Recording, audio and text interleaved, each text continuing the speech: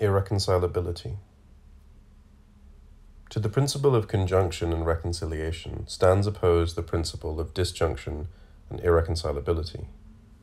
From this confrontation, the principle of irreconcilability always emerges triumphant, because by definition it can never give way to the principle of reconciliation. The same sort of thing happens in the case of good and evil. The good consists in a dialectic of good and evil. Evil consists in the negation of this dialectic, in a radical disassociation of good and evil, and by extension, in the autonomy of the principle of evil.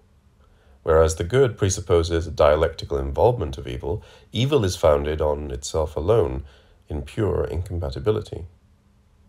Evil is thus master of the game, and it is the principle of evil, the reign of eternal antagonism, that must eventually carry off the victory. When it comes to radical otherness between beings, sexes, or cultures, we find the same kind of antagonism as in the case of evil, the same logic of definitive incomprehensibility, the same bias in favor of foreignness.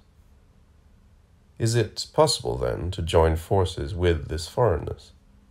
The answer is no, because of the theorem which may be advanced, by analogy with the behavior of heavenly bodies, according to which bodies and minds are forever drawing farther and farther away from each other.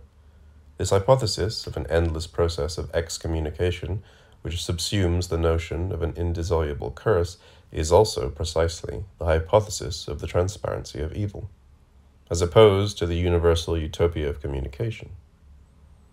A hypothesis, therefore, that is everywhere contradicted by the facts, but only apparently so, for in reality, the more things seem to become orientated towards universal comprehension and universal homogenization, the more unavoidable becomes the idea of an eternal irreducibility whose ineradicable presence is easier to sense than to analyze. This presence imposes itself as the brute fact, as the irresistible, suprasensory, supernatural reality which is thrown up as a figure of fatality by the impossibility of a dialectical theory of difference, a kind of universal force of repulsion confronting the official universal force of attraction. In its irreconcilability, this force is present in every culture. It is still at work today in the relationships between the Third World and the West, between Japan and the West, or between Europe and America, and also within each culture, in the shape of those deviant forms which eventually come to predominate. Morocco, Japan, or Islam will never become Western. Europe will never bridge the gulf of modernity that separates it from America. Cosmopolitan evolutionism is an illusion, and it is everywhere being exposed as such. There is no solution to foreignness. It is eternal and radical. It is not a matter of wanting it to be that way, it simply is so. This is radical exoticism, the rule governing the world. It is not a law, for the law is the universal principle of understanding, the regulated interplay of differences, moral, political, and economic rationality. It is a rule, and, like all rules, implies an arbitrary predestination. Consider languages, none of which is reducible to any other. Languages are predestined, each according to its own rules, its own arbitrary determinants, its own implacable logic. Each obeys the laws of communication and exchange, certainly, but at the same time it answers to an indestructible internal coherence. A language as such is, and must forever remain, fundamentally untranslatable into any other language. This explains why all languages are so beautiful, precisely because they are foreign to one another. A law is never ineluctable. It is a concept founded upon a consensus. A rule, by contrast, is indeed ineluctable, because it is not a concept, but a form that orders a game. Seduction illustrates this well. Eros is love, the force of attraction, of fusion, of conjunction. Seduction is the far more radical figure of disjunction, distraction, illusion, and diversion. A figure that alters essence and meaning, alters identity and the subject. And contrary to common belief, entropy is on the side not of universal disjunction, but of conjunction and fusion, of love and understanding, on the side of the proper use of differences. Seduction, exoticism, is an excess of the other, of otherness, the vertiginous appeal of what is more different than different. This is what is irreducible, and this is the true source of energy.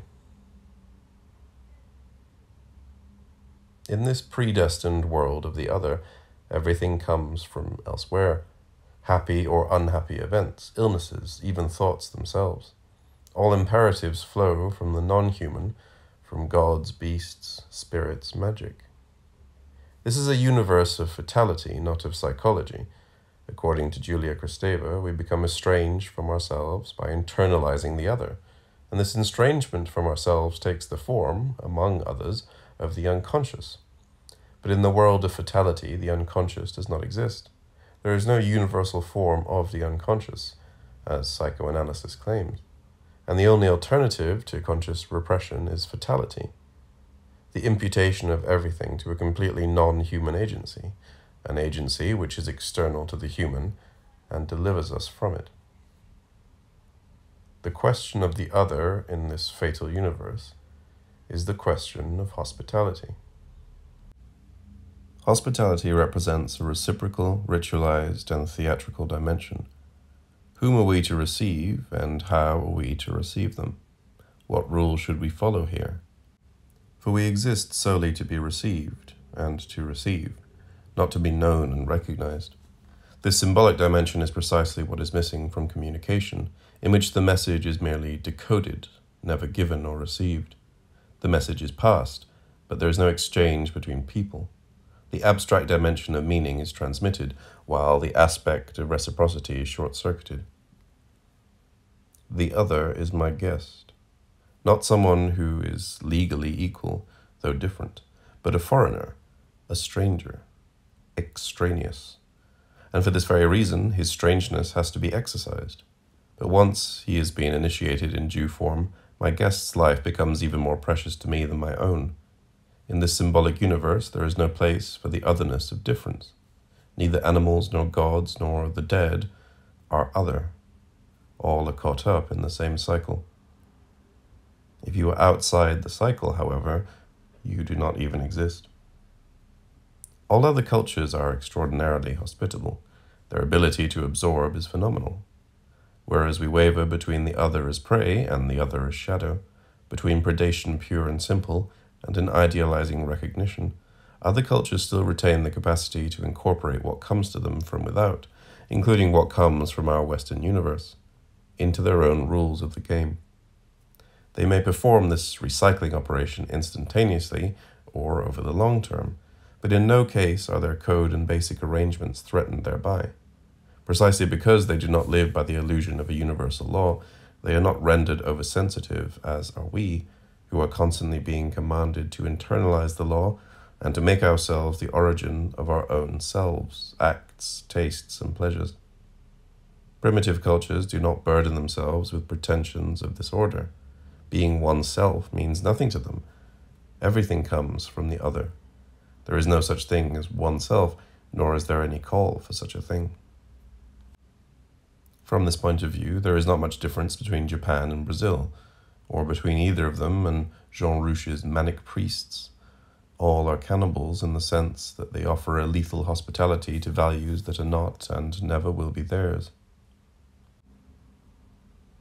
The strength of the Japanese lies in the kind of hospitality they accord to technology and to all forms of modernity, just as, in the past, they open their doors to religion and writing. Their hospitality involves no psychological internalization or commitment on their part, however, and things are kept strictly at the level of codes. It is more a form of challenge than an offer of reconciliation or recognition. Their own impenetrability remains total. This is literally a sort of seduction whereby something, a sign, a technique, or an object, is diverted from its own essence and made to function in another code, or, to put it another way, made to pass from the realm of laws, capital, value, economy, meaning, into the realm of rules, play, rituals, ceremony, cycles, repetition. Japanese dynamism corresponds to neither the value system nor the goals of the Western project. Its practical applications manifest a distanciation and operational purity unencumbered by the ideologies and beliefs that have shaped the history of capital and technology in the West. The Japanese are the great play actors of technology, unknowingly upholding in the sphere of technology the paradox of the actor in the theatre. The most effective actor must have detachment. He must have rules to go by, and his own inspiration must come from outside, from the role or from the technical object, as the case may be. Japanese industrialists believe that there is a God concealed within each product of technology, making it autonomous and infusing it with its own inner spirit. Technology is to be played with as signs are played with. The subject should efface himself completely. Meaning should be at its most elliptical. In short, pretense should be the order of the day. Symbolic rituals can absorb anything, including the organless body of capitalism. They obviate any need to leave one's own ground, and involve neither Heideggerian speculation on technology's relationship to the origins and to being, nor psychological internalization. The Japanese challenge the West on its own terms, but their strategy is infinitely more effective. The strategy of a value system that can afford the luxury of technology, of a technological practice founded on pure artifice and having absolutely nothing to do with progress or similar rational forms. For us, this pure strategy, this cold and painstaking efficiency, so different from the trivial modernity of the West, is an enigmatic and indeed unintelligible form.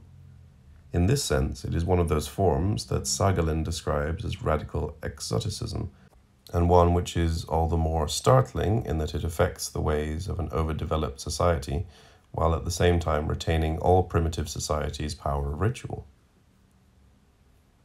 Japanese culture is thus a cannibalistic form, assimilating, absorbing, aping, devouring. Afro-Brazilian culture is also a rather good example of cannibalism in this sense. It too devours white modern culture, and it too is seductive in character. Cannibalism must indeed always be merely an extreme form of the relationship to the other, and this includes cannibalism in the relationship of love. Cannibalism is a radical form of hospitality. This is not to say that the race question is any nearer resolution in Brazil than anywhere else, simply that racist ideology faces a much more difficult task in Brazil on account of the racial confusion and the range of race mixtures that exist there. Discrimination confronts a web of racial lines as unpredictable as the lines of the human palm. This invalidation of racism by virtue of the scattering of its object is far more subtle and effective than ideological struggle, whose ambiguity invariably revives the very problem it seeks to resolve. Racism will never end so long as it is combated frontally in terms of rational rebuttal. It can be defeated only through an ironic give and take founded precisely on racial differences, not at all through the legitimation of differences by legal means, but through an ultimately violent interaction grounded in seduction and veracity. One thinks of the Bishop of Pernambuco. One thinks of the words, "How good he was, my little Frenchman." He is very good looking, so he is sanctified and eaten. He is granted something greater than the right to exist, the prestige of dying. If racism is a violent abreaction in response to the other's seductive power rather than to the other's difference, it can surely be diffused only by an increase in seductiveness itself. So many other cultures enjoy a more original situation than ours. For us, everything is predictable. We have extraordinary analytical means, but no situation to analyze. We live theoretically well beyond our own events, hence our deep melancholy. For others, destiny still flickers. They live it, but it remains for them, in life as in death, something forever indecipherable. As for us, we have abolished elsewhere. Cultures stranger than ours live in prostration, before the heavens, before destiny. We live in consternation, at the absence of destiny. Nothing can come from anywhere except from us. This is, in a way, the most absolute misfortune.